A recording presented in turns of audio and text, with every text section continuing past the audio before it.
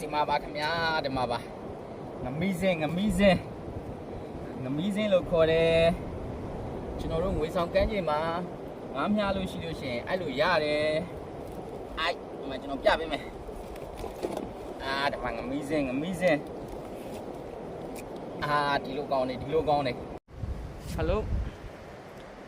ယ်လိုမင်္ဂလာပါကျွန်တော်ဒီနေ့မနက်ပိုင်းလေးကိုအလုပ်လုပ်တယ်အခုညနေခင်းလေးကိုကျွန်တော်ကန်းဆက်မှာငါးလာမြားပါတယ်ခင်ဗျာငမီးစင်းလာမြားပါတယ်ကျွန်တော်ပင်လယ်ကန်းဆက်မှာ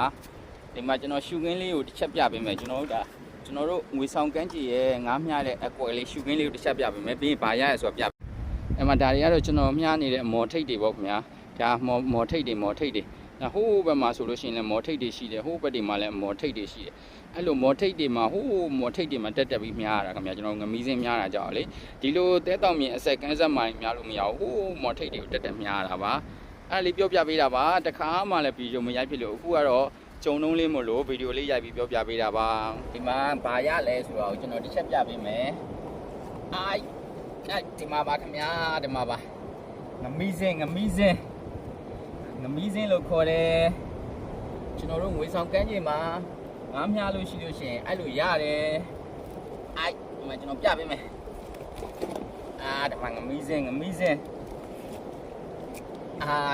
ဒီလိုကောင်းနေအဲ့လိုကောင်းနေအဲ့လိုကောင်းနေမပြပေးမယ်မှာအဲ့လိုကောင်းနေငမီးစင်းရပါတယ်ဒါကျွန်တော်ဒီငါးတွေကဒါကျွန်တော်ပင်လယ်ထဲထွက်မြားတာမဟုတ်ကျွန်တော်ကမ်းမှာပဲမြားတာဒီကမ်းကြောက်တွေကပဲပြစ်ထားနော်ဒီကမ်းကြောက်တွေကနေပြီးတော့ပဲဒီနာအမှန်တမ်းဒီကမ်းကြောက်တွေကနေပြီးတော့ပဲကျွန်တော်ပြစ်တာပါဒါဆိုလို့ရှိရင်ဒါ၄កောင်ရတယ်တော့ဆယ်ကတော့ငမီးစင်း၄កောင်ရတယ်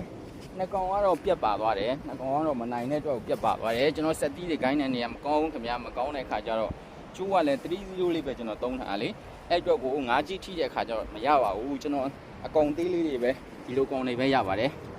အကောင်သေးတစ်ပိတ်သားကျော်2ပိတ်သားဝန်းကျင်2ပိတ်သားကျော်3ပိတ်သားဝန်းကျင်လောက်ထိတော့နိုင်တယ်5ပိတ်သားဆိုရင်တော့မရတော့ပါဘူးအားလုံးပြတ်ပါကုန်ပါတယ်ခင်ဗျာကျေးဇူးတင်ပါတယ်